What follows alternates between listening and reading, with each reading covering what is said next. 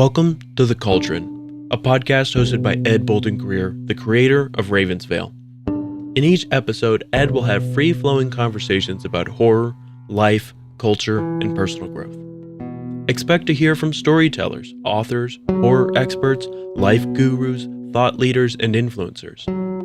The Cauldron is a place where concoctions of a lot of ideas are brewed down to potions that are sometimes important and useful, sometimes eccentric and bizarre, but always just what you need. The Cauldron podcast may contain explicit language and thematic elements not suitable for all audiences. Listener discretion is advised.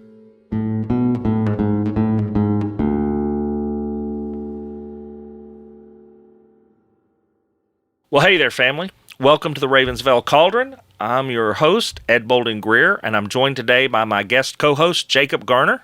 Hello, family. This is the second episode of our new 6-part series, Jacob's Haunting. As you may recall from the introductory episode last week, in the series we're going to look at 5 of the darkest urban legends of Appalachia. You may also recall that my co-host, Jacob, suffers from phasmophobia. Last episode, we got to know Jacob a little bit, and mostly we learned that he's a big old fraidy cat. Yep, that is true. Yep. So, Jacob, you sound like you're a little under the weather today. Yeah. I mean, it's that weird El Nino weather, man, where it goes hot, then to cold, then freezing.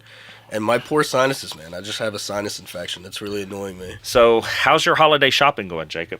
It is actually scarier than the topics that we're covering right now. I understand that. I think my biggest complaint is the traffic, although here in Knoxville, we have it pretty good compared to like Atlanta and Los Angeles. Oh, God, yeah. No, yeah, it's a cakewalk here. And damn, it's gotten cold. As you were saying, El Nino's really freezing my butt off. I always picture the Chris Farley El Nino. I feel like that guy is rolling over the country right now. As you know, we live in the shadow of the Great Smoky Mountains here in Knoxville, so we live in a weather bowl. So what's a weather bowl again? Well, you know, we have huge hills and mountains all around us here in Knoxville, and the weather will either just pass by us, and everybody else gets snow, and we are dry as it can be, or it'll just settle in, and we get just dumped on. Usually, we get dumped on with cold weather, you know, but we're lucky in Knoxville that we have pretty moderate temperatures. Yeah, well, I mean, I'm definitely getting my steps in because I am walking in between both of my closets that I keep my winter clothes in and, like, my T-shirts and stuff. I understand. We jokingly say here in this area that we can experience all 4 of the seasons in 1 week. Oh, man, yeah. So, Jacob, have you seen the lights at Zoo Knoxville this year? The lights at Zoo Knoxville? Is that like the Brown Mountain lights or something? No. The Zoo Lights are actually an event that Zoo Knoxville does each year.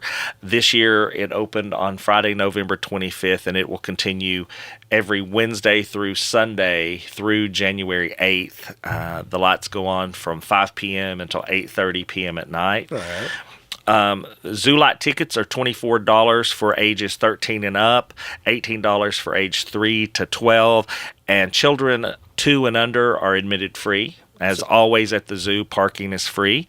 Tickets are available online at zoolightsknoxville.com or at the zoo ticket office during regular zoo hours.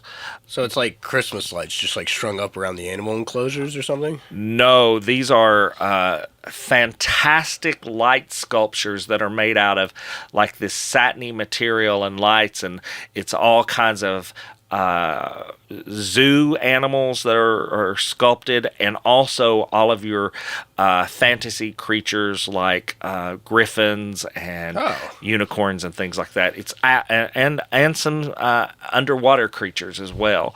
It is amazing. It sounds really scary. I would hate it if our listeners voted for me to go to the zoo in Knoxville. Unfortunately, Jacob, that's not going to be on the list for them to vote for.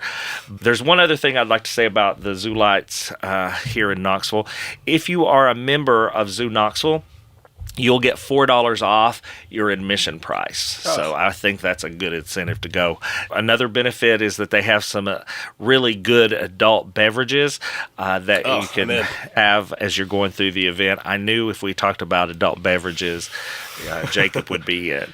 Well, before we take our deep dive into this episode, I wanted to remind everyone that next week's episode continues the Jacob's Haunting series with an episode about the Brown Mountain Lights.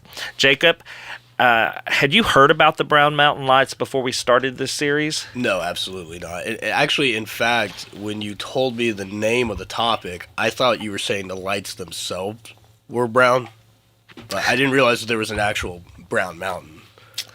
Well, no. It's an urban legend, or maybe we could say it's a group of urban legends surrounding mysterious lights that appear near Brown Mountain in North Carolina. I know, that's kind of obvious. And no one has been able to explain what they really are. The lights have puzzled people for over a century. Some say they're ghost lights, others say they're a natural phenomena, and some say they're related to alien visitors. But what are they really, and where do they come from? In next week's episode, we'll explore the history and mystery of the Brown Mountain Lights and try to find out the truth behind this fascinating phenomena. Today, we're going to talk about one of the most famous and terrifying legends of Appalachia, the Bell Witch. Oh, yeah. The Bell Witch has been reported to be a malevolent spirit that haunted the Bell family of Tennessee in the early 1800s, tormenting them with strange noises, physical attacks, and even death threats. The spirit claimed to be the ghost of a woman named Kate Batts, who is said to have had a dispute with John Bell, the patriarch of the family. But was she really a witch or something else? And why did she hate the Bell family so much? In this episode, we'll dive into the history and mystery of the Bell Witch and try to separate fact from fiction. So, Jacob, your assignment last week was to dig into the Bell Witch and the Bell Witch Cave. Mm-hmm. So, you did your homework. Oh, yeah. Lots okay. of it, actually. Well, why don't you tell us what you learned about the Bell Witch? Yeah, so one thing that I wanted to start with at the beginning of this episode was try to discern, is this a witch or is it more of a aberration or a poltergeist? I'm sure you've done your research on it as well. Yep. It doesn't really act like a witch, so it's usually labeled as a poltergeist, and I think it'd be useful for the listeners to understand what the actual definition of a poltergeist is. A poltergeist, it comes from a German origin, the phrase polter, meaning to make noise, and Geist, meaning spirit or ghost. Unlike traditional ghostly apparitions, poltergeists are often associated with more active and sometimes mischievous behavior, which the Bell Witch definitely participates in. Yeah.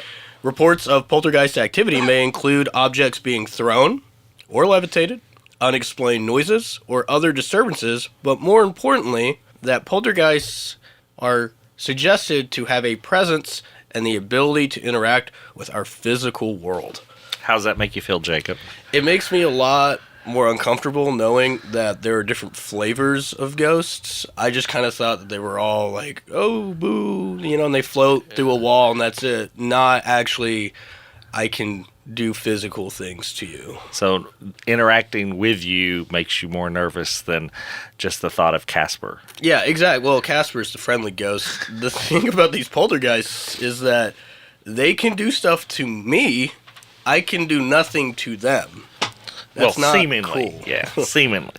It's an unfair advantage. So let's go ahead. I'll start at the top of what I've got. So the Bell Witch. Also, it's been reported in the first couple of newspaper articles as Old Kate Batts. So even back when this legend started to occur, people were already referring to the Bell Witch as Old Kate Batts. So I just want to interject here. We found some old archives of newspapers that were dating back to the 1800s that referenced the Bell Witch. Yeah. So there's a couple of really cool websites. I highly recommend anybody that's interested in Appalachian folklore and horror to check out this really awesome website that I found on page 27 of Google late one night. It's called the PineBarrenInstitute.com. And we'll put the link to that in our session notes. Yeah, and it's kind of like this aggregated website that this group of people have gathered actual articles published in newspapers with the time and the date and the author and everything.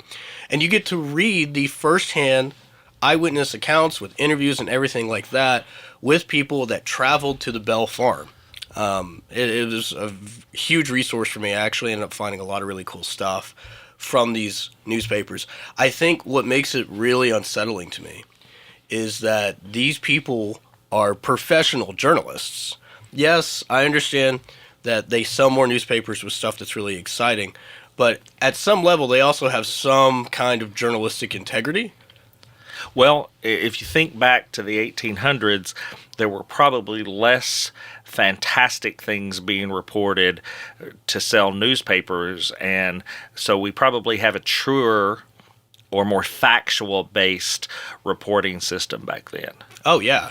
And one thing, I mean, it's similar to what it is right now with our phones and social media. Do we want to check the weather and read about stocks, or do we want to read about something fantastical that happened? Right, sensationalism. Yeah. So, I guess we'll just start at the beginning with it. Yeah. The Bell Witch is a famous American folk legend that originated in Tennessee in the early 19th century. The story revolves around the Bell family, particularly John Bell and his daughter Betsy, who claimed to be haunted by a spirit known as the Bell Witch. The haunting reportedly began in the fall of 1817, when strange occurrences started taking place on the Bell family farm. The family, while they were amongst their normal family things back then, they didn't have TV or radio, so while they were playing with dolls and baking cakes, they reported hearing knocking sounds on their doors and walls, along with some other unexplained noises. So, Jacob, let me clear this up. So you think all they did for entertainment was play with the dolls and bake cakes? I mean, I can't think of anything else that they did. Oh, okay. Yeah. Go continue. Maybe they told each other ghost stories. I don't know. Probably not, but go ahead. The family reported hearing sounds similar to somebody rapidly beating on their door only to fling it open and there'd be nobody there. Now, that's pretty scary to me, mainly because it's not like a ding-dong ditch in a suburban neighborhood. These people are out in the woods, basically. I mean, miles from their neighbors. Right. They also said that the phenomenon escalated into physical attacks on the family members, including the children, too, such as hair pulling, pinching, slapping, being poked with pins, and stuff like that. That's pretty gnarly. So, Jacob, we're going to take a little break here for a second and ask if all of that was happening to you at your house when you were there by yourself, how would you feel? I would not be living there for much longer. I would leave immediately. So, Jacob, did you know that there are ghosts that can attach to people? No. Okay, well, just keep that in mind. Because it seems like John Bell might have had one of those. Well, all I'm saying is I don't even like the sound of a living person knocking on my door when I'm by myself. So I can only imagine a ghost, right? I get that. This is also a really interesting aspect of the Bell Witch. The entity allegedly spoke and interacted with the family and visitors that came to investigate. And weirdly enough, it displayed a vast knowledge of everybody's personal lives. Now, that kind of makes sense from a context of an entity haunting a family home, but the fact that it displayed a lot of in-depth knowledge with people that were sometimes not even from the United States, yet it could tell them exactly everything about their family, that just seems really, really scary, considering the fact that they didn't have, like, Snapchat or FaceTime to then communicate across. Google? Yeah, or Google to quickly gather this information. So, do you think that was, it was obviously supernatural, but do you think that was the spirit getting into their heads and knowing that stuff, or just everything's out there? I kind of feel like there was a mental aspect that this entity could exert over a lot of people, but also I'm not really sure how ghosts work, but I would assume that they can just go wherever they want, I got you. you know? The Bell Witch was also said to have a particular animosity towards John Bell Sr., the patriarch of the family. And it was claimed that he became increasingly ill under the influence of this spirit, and then he eventually died in 1820 under some pretty mysterious circumstances. And then, oddly enough, the Bell Witch immediately claimed credit for his death. Well, So this ghost has a body count. I see what you're saying. So the ghost spirit claiming to be Kate Batts, who had a dispute with John, Yeah. now is taking credit for his death. Yeah. Now, I did a little bit of research about that. Okay. And I found out that the ghost claimed that they were poisoning John over time. Yeah. Did you find anything else out about that? So there was one random article that I found published by some gentleman outside of Nashville who traveled to the Bell Farm. He claimed that he ended up finding a vial of poison inside of the chimney. Oh. Now, the vial itself had some innate, uneasy energy about it. It was an expertly crafted glass vial, and it had a little bit of a weird substance in it. He thought maybe that could have been the poison used to kill John Bell. So in the article, he claims that he took a piece of straw and dipped it in the vial and then let a cat lick it, and then the cat died in a couple of hours. Oh, well, I mean, So now first of all, ghost we've has got a cat two- dying, so I'm pretty upset about that because, as everybody knows, I love cats. But so he actually found a vial in the fireplace, like in the chimney part. Yeah. Well, that's really interesting because how in the world would that have gotten there? Exactly. You know? And it's not like the people that were in the family, it seems like as this entity terrorized them, they actually grew closer together. Right. So it wouldn't explain why any of the family members would have this poison to kill John Bell Sr., let alone have the ability to craft like a decanter or whatever, this vial that it was put in. And all of the reports that I read, John Bell was a pretty good father. Oh, yeah. And a good husband. So I don't think that there would be any animosity from the family. So either some external force of a person or a spirit. Yeah, that's weird. Yeah, it was very odd. So a majority of the information that we have about the Bell Witch actually comes from a book titled, quote, An Authenticated History of the Bell Witch, end quote, by Martin Van Buren Ingram. And it was actually published in 1894. The story has been passed down through generations and obviously oral tradition in the Appalachian region. It's really important to note that the Bell Witch is often considered a combination of folklore, historical facts, newspaper articles, a lot of historical events all wrapped into one. And I think that the fact that there was so much coverage around it, so many articles published, such a huge national interest, it's the reason why, even though these events took place more than 200 years ago, we're still talking about it today. Absolutely. It was a national phenomenon. Oh, man, yeah. So one thing that I think would be really fun, because there's so many examples of it, is to kind of go over some of the paranormal activities that took place, because there were a lot. Absolutely. I think the other thing that we need to look at is that unlike today on social media and in our society where people make all kinds of claims, the Bell family didn't profit from making claims that they were being haunted. Like there was no motive for them to say they had this haunting going on. There were a lot of quotes that I found in newspaper articles that really read like the members of the family, again, weren't seeking sort of any fame or financial gain. They were almost just kind of like, cool, you guys are seeing this too, right? We're not crazy. Right. So a lot of these events that I'm going to list right now are either firsthand accounts from the Bell family or from the actual thousands of visitors that would flock to the area. So while there are a lot of kind of so-so claims, like seeing a rabbit run around, there were a lot of claims about small woodland creatures tricking people and whatnot. I decided that I would really go over some of the more like heavy hitters and stuff that people were really shook up about. I guess we'll start with some of the more benign stuff, like the strange noises. That's actually how the haunting began for the Bell family. So again, like I was saying earlier, they would knock on the doors and the walls. One thing that I thought was really kind of unsettling was that some of the noises would come from underneath the floor while the family was there.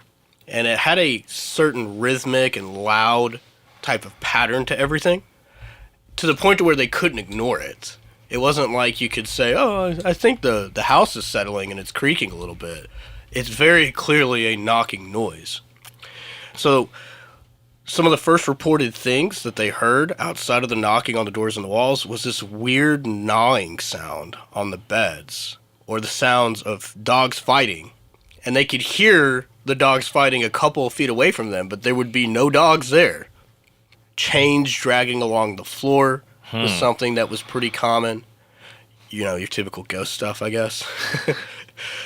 There was even a report of a place close by called Springfield, Tennessee, where a house was claimed to have been haunted with a bunch of rhythmic knocking, and that 50 men of, quote, reasonable intelligence, end quote, gathered around the house to determine the source of the knocking, only to find no reasonable explanation. To which a couple of the members of that party said this is just like what happened in the Bell Witch family farm.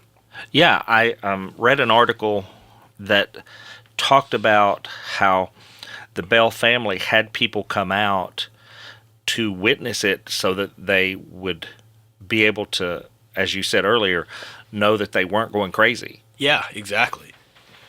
So to kind of expound on some of the noises and stuff, this is something that I found really interesting about the Bell Witch, that this poltergeist didn't just do physical stuff, it communicated with everybody that interacted with it for the most part. And it definitely leans more into the mischievous aspect of the poltergeist definition, because it's reported that it would tell jokes, it would make witty, sassy comebacks, it would also give you information that only you would know somehow. And there's something that's really, really kind of unsettling to me about that this ghost wasn't just always, oh, I'm an entity here to terrorize you. It was kind of like an observer that just casually jumped into conversations, Looking for an opportune time. It also seems like the entity was trying to prove to people that it was real, and that it knew stuff. There was a certain level, I think, on top of exerting control, that it wanted to let you know that it was in control the entire time. Yeah. So the Bell Witch was said to have the ability to speak and engage with conversations with the living. It was apparently had an affinity to argue with people, which I find funny, and sing songs. It would also gossip about household drama with the Bells to agitate them. It was just stirring the pot for a long time with these people. Oh, like your sister said this about you. Yeah, exactly. So Wow. I found a claim where apparently it told the members of the family that John Bell Sr. took the last of some fresh fruit that they had in the kitchen, which then caused them to all be angry at John Bell Sr. Yeah, I was like, come on, man, you ate the last of the fruit. Only to later then give the fresh fruit to Lucy Bell, John Bell's wife, who apparently she seemed to really like. She really liked Lucy Bell. And apparently they asked, quote, "Who are you and what do you want?" end quote. And apparently this is the first reported instance of the ghost communicating with them directly. It answered feebly, quote, "I am a spirit. I was once very happy, but have been disturbed," end quote. In the first couple of interactions that it had with the public, it said that it was only haunting the area as a result of some native burial mound located on the property being disturbed. I don't know, via farming or something like that, which is interesting to me, that if it was Kate Batts' original land on the dispute, I kind of have this intuition in my mind. I haven't found anything to support this, but maybe Kate Batts was protecting this native burial ground. So I remember my grandfather telling me a little bit of history about the Bell Witch, and one of the things that he had told me that really scared me was that it wasn't so much John Bell doing anything, but the Bell children had disturbed some kind of burial grounds or something that was inside a cave. Yeah, and I've actually got some information about the Bell Witch Cave that I'll go over later as well. Nice.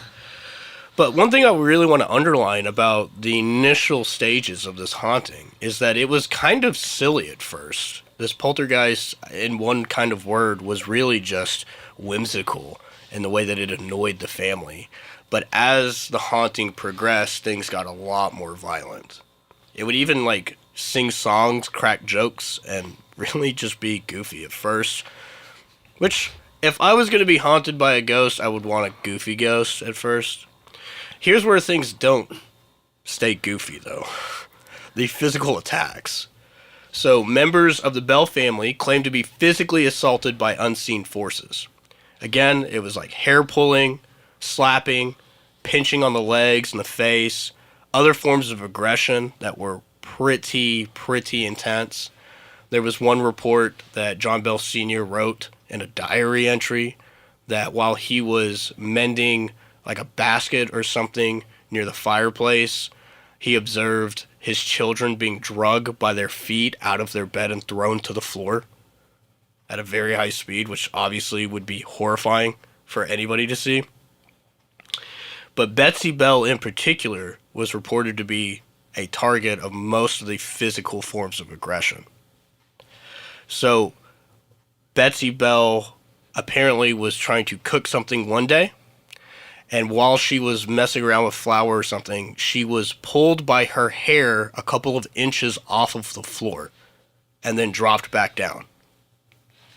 Apparently also, while she was trying to do some sewing and mending of the family's clothes, that the pins and needles that she was using would levitate above her hand and prick her while she was trying to specifically repair John Bell Sr.'s clothes, almost as if the poltergeist was like, you can help out everybody else, not this guy. I wonder if, because, as we've been saying here, it started out fairly benign. I wonder if maybe John Bell insulted it, trying to get it to go away or something. I mean, I have never heard anything like that, but... I mean, I would think, I don't have children, but I would imagine that if you are a patriarch, you're a self-made man, you're out here on your own homestead and everything like that, to have an unseen force terrorizing your family, I would be really pissed off at that. I would be yelling at it, saying, leave me alone, stop it, and I could see how that would agitate a being. And then, again, kind of what I'm seeing is that this being likes to let everybody know, I'm the one in charge, not you. Yeah, I can see that. Just one of the things that I had also heard about poltergeist and things like that is that as they can take on other entities with them. Oh, yeah. And so maybe Kate Batts kind of joined in or something with this. I don't know. The progression is pretty odd. Oh, yeah. The progression gets even worse when it comes to the physical stuff. So John Bell develops an illness in late 1819. He had a relatively healthy demeanor about himself. He was working outside. He wasn't eating McDonald's, obviously. So he should have been relatively healthy. For him to get sick in 1819 and then die in 1820 under some mysterious circumstances, everybody was kind of questioning, well, what could have caused it?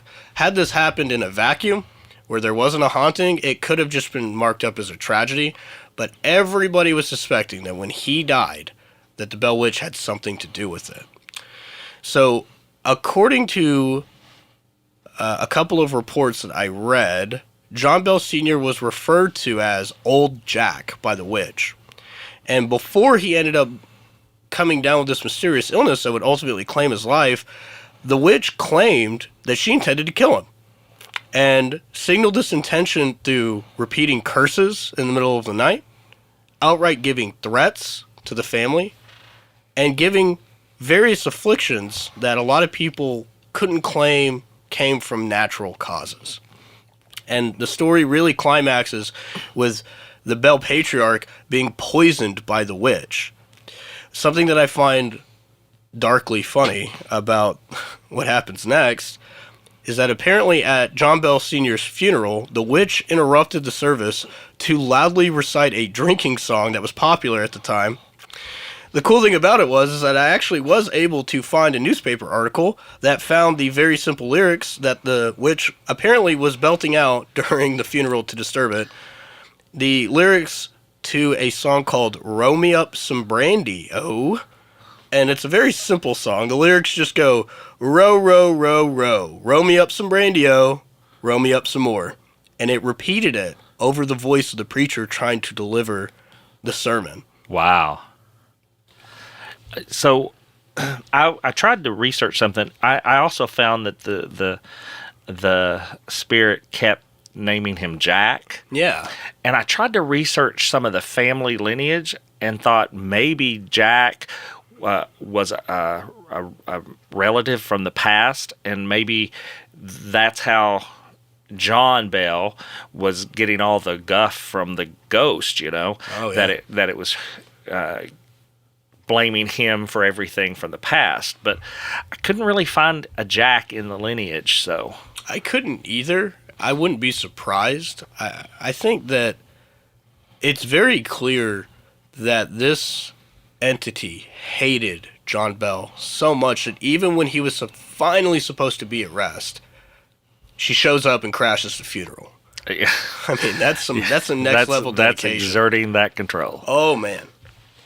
Also, something that was pretty spooky to see in my research was that there were a lot of times that the Bell Witch took visible manifestations that witnesses would report seeing around the Bell farm. These included unusual animals and apparitions.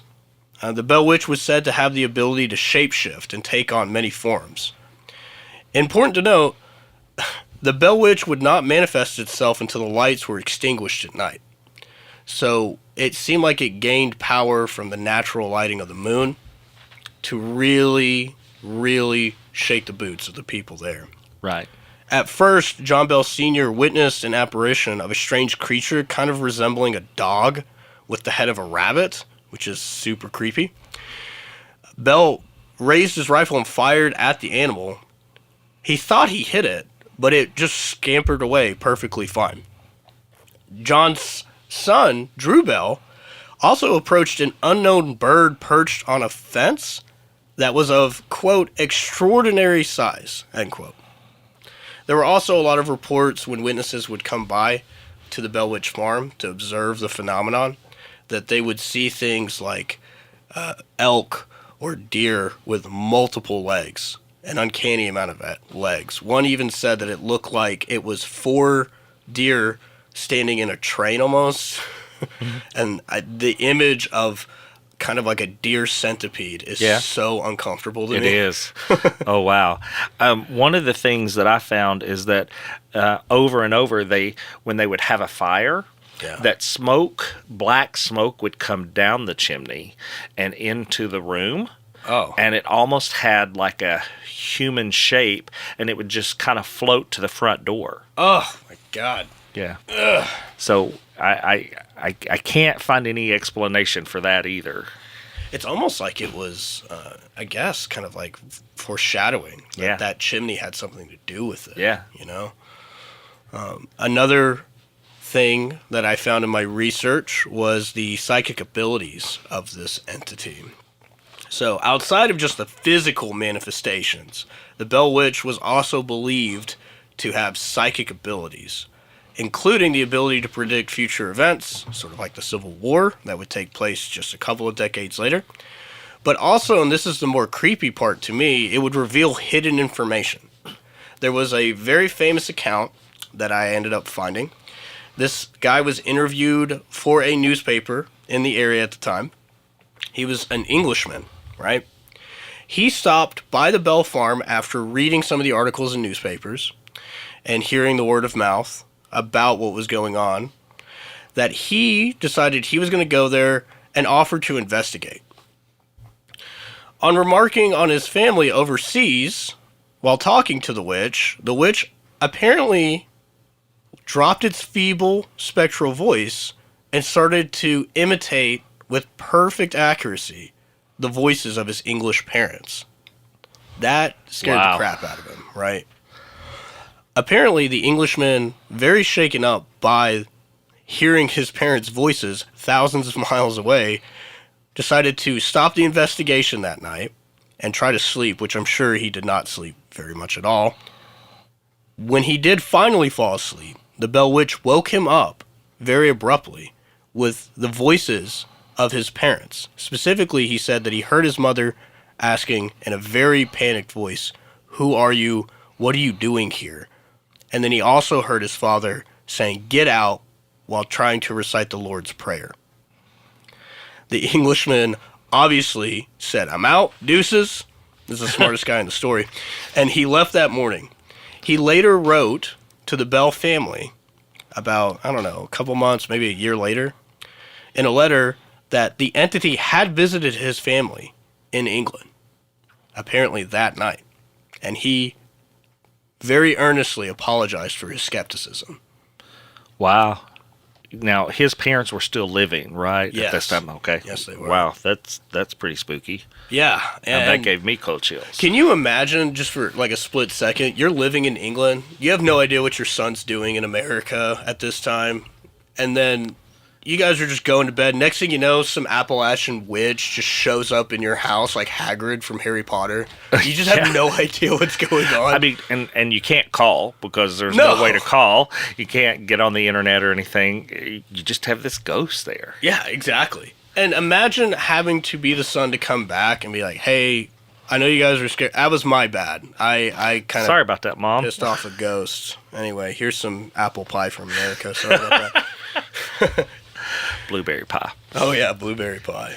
The other thing that I found kind of, I guess, that gives it more credence, it would be different if it was just the Bell family and the immediate members of the Clarksville area that were reporting this stuff.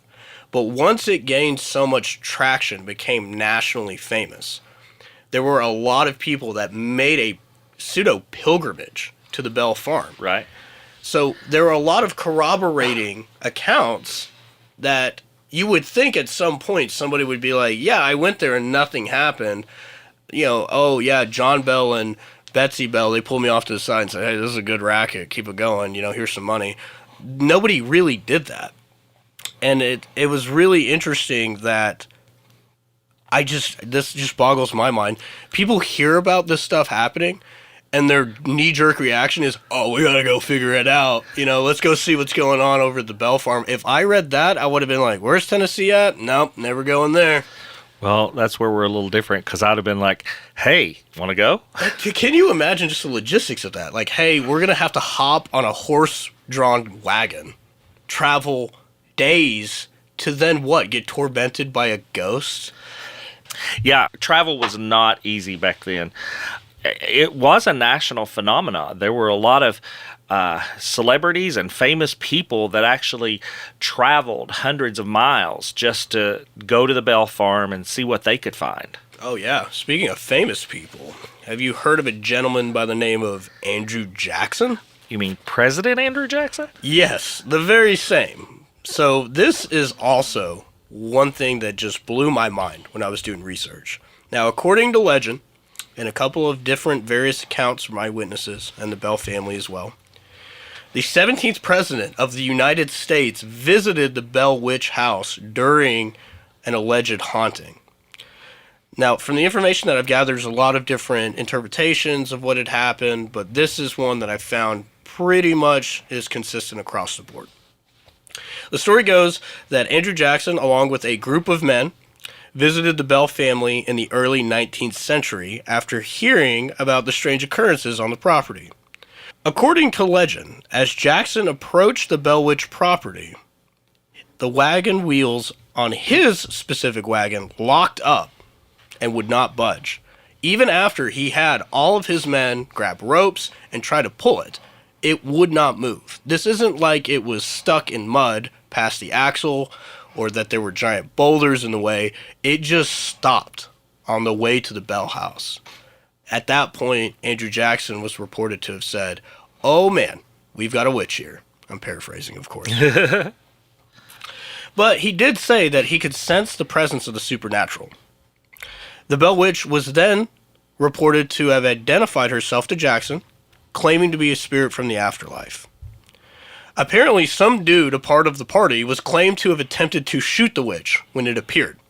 But as he drew his rifle up and pulled the trigger, it refused to fire. After panicking and also trying to recite some scripture to it, the witch proceeded to whoop his ass in front of it. Like, just from every account that I saw, it beat him in front of his boys pretty bad. And I guess everybody was just horrified and wouldn't do anything to stop it. I don't blame them. And it culminated with the man being literally dragged out by his nose out the front door and thrown into the yard. And then they all left the next morning in fear. Well, I in my research, I found something about that too, and I found a famous quote from Andrew Jackson. Yeah. And I'm going to quote, "I'd rather face the entire British Army than to spend another night with the Bell Witch." And I thought I agree. After that had happened, with his troops and stuff, I can see why he would say that. I mean, that just blows my mind. I'm seriously thinking about the context of that information. I mean, I try to put it in a modern sense. Imagine if you and I were reading the news one day and we read that Obama went to a haunted house only to have the Secret Service get beat up and then thrown out the front door. That would be horrifying to read. I'm not sure about that, Jacob. I don't think that the American public would probably think twice if Obama was out doing some ghost hunting, especially after all the UFO stuff that's come to the forefront recently. Yeah. I think that if he was out doing ghost hunting in a tan suit, they may have something to say about it. Yeah. So that's some of the more intense accounts that I would find when doing my research this week. I will say that a lot of this heavily leaned on a book published by the guy that I brought up at the top of the podcast named Martin Ingram. He published a book titled An Authenticated History of the Famous Bell Witch. He actually has a pretty interesting story as well.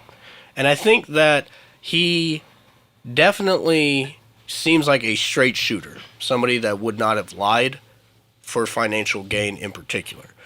A little bit of a backstory on Ingram. He grew up in Kentucky, where he ended up taking over the family farm in a place called, I think, Guthrie is how it would be pronounced. Guthrie, yeah.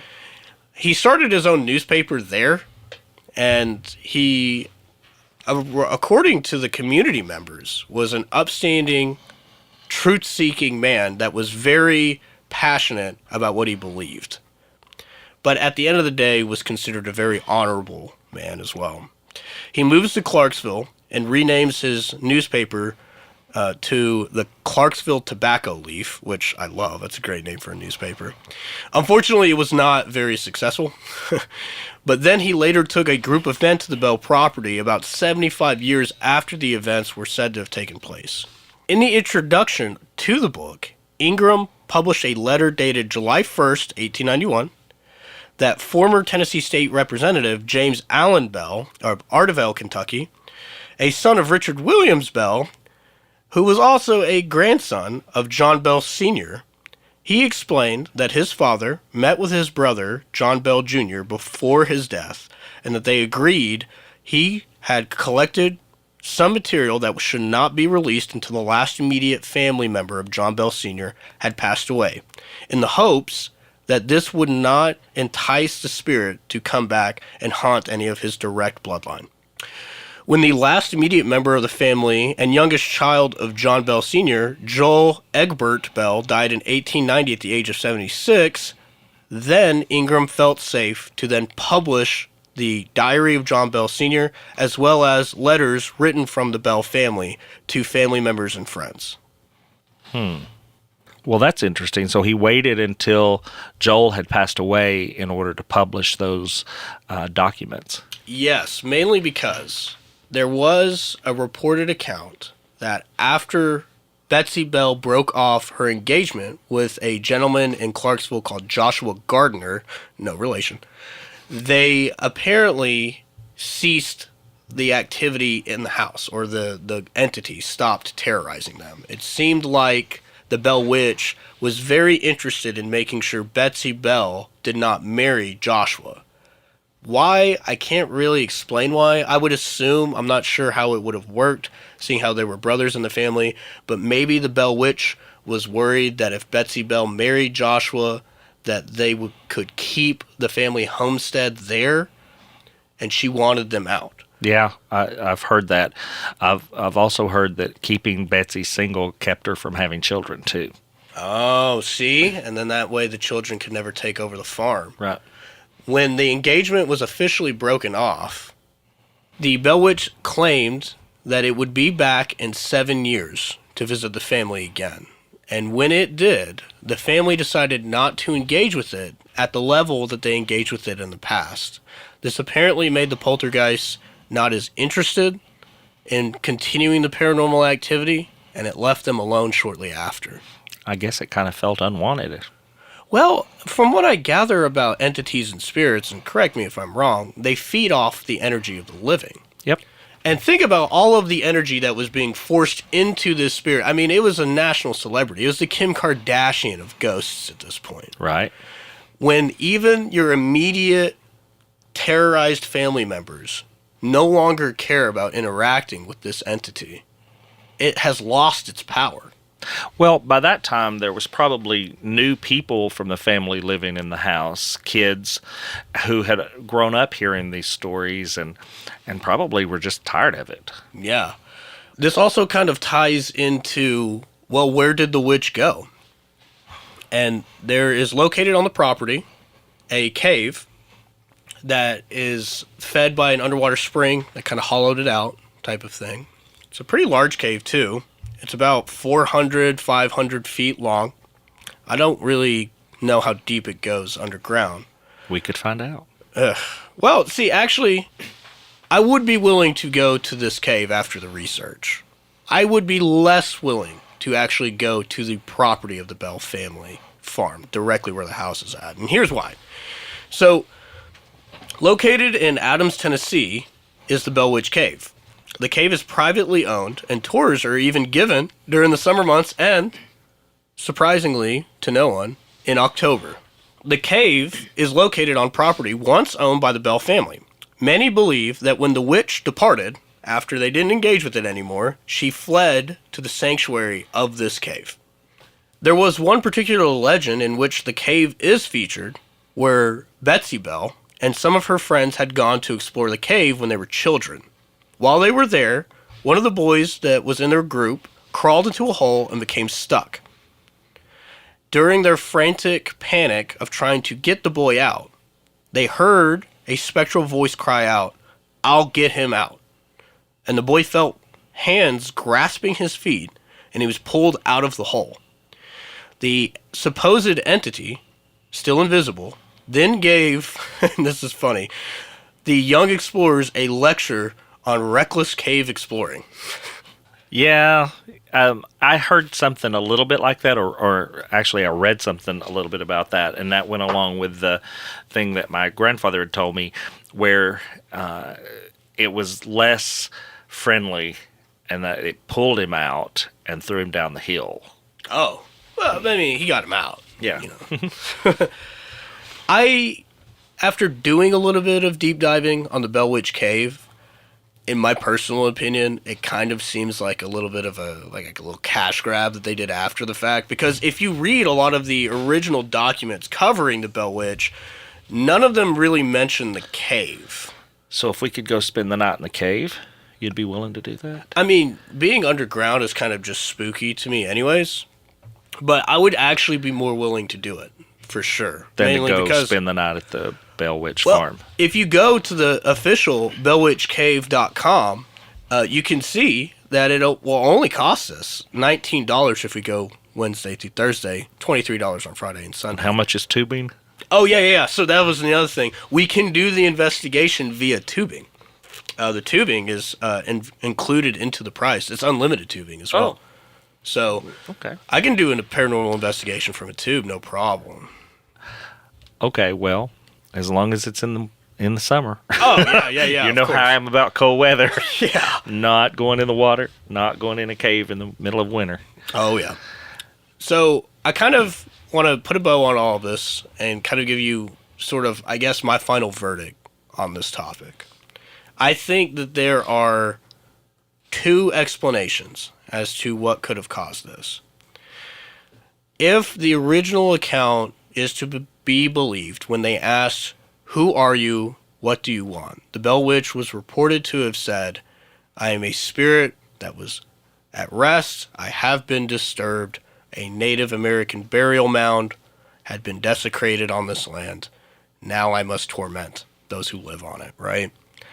I can easily see a Native American spirit being disturbed and then wanting to haunt the land that was wrongfully taken from her tribe or family. Her instance of tormenting John Sr., in my opinion, was because he was the man who was most responsible for maintaining control of the stolen land. And I think this would also explain why she didn't fault the wife, who she apparently seemed to favor, and some of the children who just so happened to be dragged along to live there, but would play mean jokes on them as a way to punish the father. Again, wresting control from him. This would also begin to explain why she lashed out at Betsy once she was planning on marrying a man named Joshua, and it would continue the exploitation of the stolen land. That's because Betsy was inheriting the property. Ah, see, exactly. So scare her off, make Yeah. sure she can't get wed. Boom, no children, like you said. I can see that as being a possible explanation for it, for sure. That makes sense to me. Kate Batts, the original person in the story who was wronged by John Bell Sr., she's also identified as maybe the main witch. I think maybe her emotional power was exploited by the Bell Witch, and she may have been used as the initial conduit in which the Bell Witch came to fruition. So what you're saying is that the Bell Witch and Kate Batts are not the same person, or not the same entity. I've also heard and also read a series about that, in which the witch, the Bell Witch, was a malevolent entity that used Kate Batts, living and dead, as kind of like a puppet. Yeah. Well, when you think about the similarities between Kate Batts and like a Native American spirit, Kate Batts felt like she was wronged over land. Yeah. Seems pretty similar. Seems similar to me. So maybe the emotional outpouring, these really strong, powerful emotions, these forces, helped coalesce this spirit into the entity that then haunted the Bell family. So I think that's a really good way to wrap this up, Jacob. My last question for you, after doing all this research, you said you're willing to go to the cave, but if they vote for us to go to the farm, how do you feel about that? I don't know. Mainly because, to me, it kind of seems like a continuation of the exploitation of the land. That they've now turned it into a tourist attraction. And if a spirit that was already felt to be wronged by the exploitation of the land, and then I show up with a fanny pack and a camera, I'm like, oh yeah, this is where they drug him out by the nose, click. I'm, in a sense, doing the same thing that the Bell family did, Right. and I don't want to be drugged by my nose out the front door either. I get you. So, listeners, I'm just wondering, I don't live very far away from Jacob. I'm just wondering what he would do if I knocked on his door at 3 a.m. in the morning. Oh, man, no. So, Jacob, we've reached out on social media, if you remember, to the family to see if they had any questions that they may want to ask about the Bell Witch this past week. And Brother Mark McPhail commented, "I love hearing about the Bell Witch. Yeah. Was Senator John Bell and the John Bell from the Bell Witch story the same John Bell?" There was a senator named John Bell? There was. So I thought I knew the answer to this, but I wanted to be sure. So I dug around a little bit and found out that I was right. So, Jacob, the answer is no. Senator John Bell and John Bell from the Bell Witch story were not the same person. They were both born in Tennessee in the 1800s, but they were definitely different people. Oh, okay. Senator John Bell was a politician who ran for president in 1860 as a candidate of the Constitutional Union Party, a third party that appealed to conservative voters who wanted to preserve the Union and avoid secession. Mm-hmm. He lost later to Abraham Lincoln and later supported the Confederacy during the Civil War. Oh. He died in 1869. And John Bell from the Bell Witch story was a farmer who lived near Adams, Tennessee, as you've pointed out, along the Red River. Oh, okay. Well, Jacob, how did researching the Bell Witch affect your phasmophobia?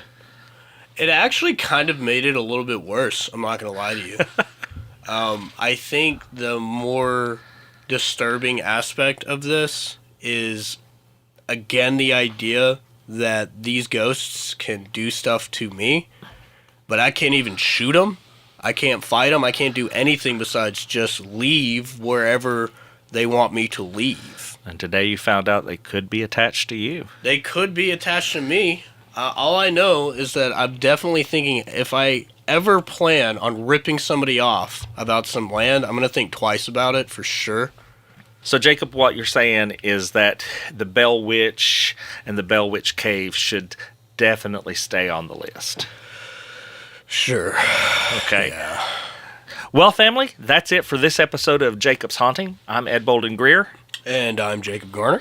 We hope you've enjoyed this episode. If you like what you've heard, make sure you join us next week to find out what Jacob thinks as we journey into the dark and mysterious world of the Brown Mountain Lights. And I have to be pretty transparent with you. Out of all the topics that we've listed, there's something that bothers me the absolute most about these Brown Mountain Lights. I can't place my finger on it, but it is very, very unsettling to me. So, I mean, for better or worse, Ed and I will look at the first sightings, the investigations, the explanations, and the legends that surround the Brown Mountain Lights. So join us and discover one of the most intriguing and unexplained mysteries of our time. Now, family, you adults have a few chores to do. If you haven't already, go on over to ravensvail.com and see about doing your chores on social media. Follow us on all the social media platforms that we've made available just for you guys. And tell your friends about us, won't you? So until next week, family, see you soon.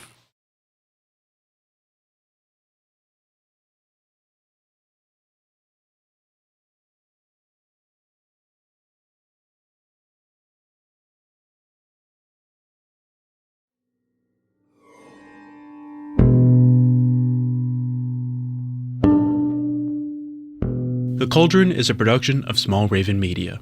Today's episode was hosted by Ed Bolden-Greer with guest co-host Jacob A. Garner. Audio engineering and sound design by Nick DeVan at Nicky D Sound. Copyrighted 2023. Small Raven Media. All rights reserved.